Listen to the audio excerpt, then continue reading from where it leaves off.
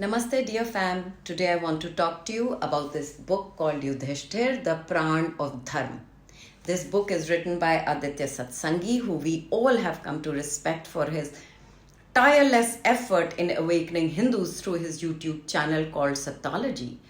I have come to a realization that we Hindus today are a broken people due to our severance from our Sanatan Dharma roots.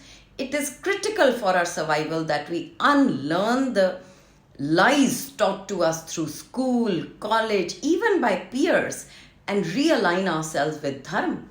This book makes a compelling attempt to right one such disgusting wrong done to one of our heroes by the sold out historian thinkers and studies the character of Yudhishthir from the great composition Mahabharata.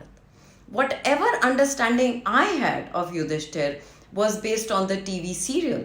I used to think of Yudhishthir as a weak elder brother of the Pandavas who was addicted to gambling to such an extent that he put his wife Draupadi as a wager. This impeccably researched book shatters this distortion. Yudhishthir was a dharmic stalwart. He was the grandson of Vyasdev. Vyasdev is the author of most of the Purans, Veds, Upanishads, and of course Mahabharata. Vyasdev was blessed by Brahma. He is recognized as a literary incarnation of Vishnu. Yudhishthir's mother Kunti was Vasudev's sister, and Vasudev, as we all know, was the father of Bhagwan Krishna. Therefore, Bhagwan Krishna and Yudhishthir were cousins. Yudhishthir was an ideal ruler and was coronated by Bhagwan Krishna himself. He was known for 6 qualities: sensitivity towards the suffering of the citizens, kindness, patience, perfect mannerism, strong control over senses, and control over his mind. He never opposed anyone for the sake of proving himself right and had a consultative approach. He distributed wealth freely and would pardon all pardonable actions. He is called Ajatshatru, which literally means who is envied by nobody. He took taxes as per established taxation laws. He was an expert in economics, political science, social management, and his rule was based on law and a predictable system of jurisprudence. The 3 areas of his personality were Karma, Dharma, and Krishna. Therefore, the society was engaged in occupations based on Varn and Gun with flourishing cow protection, farming, and trading. He was deeply respected by his brothers. Yudhishthir was blessed with Akshay Patra, so he could continue serving the Brahmins and the sages even when he was in exile. To label this epitome of Dharma as a gambling addict is the cruelest cut of all. The book clarifies that he was invited to gamble as per a wicked plan hatched by Shakuni, Duryodhan, and Karna with Dhritarashtra, always greedy for everything his son could usurp, enabling the deceit.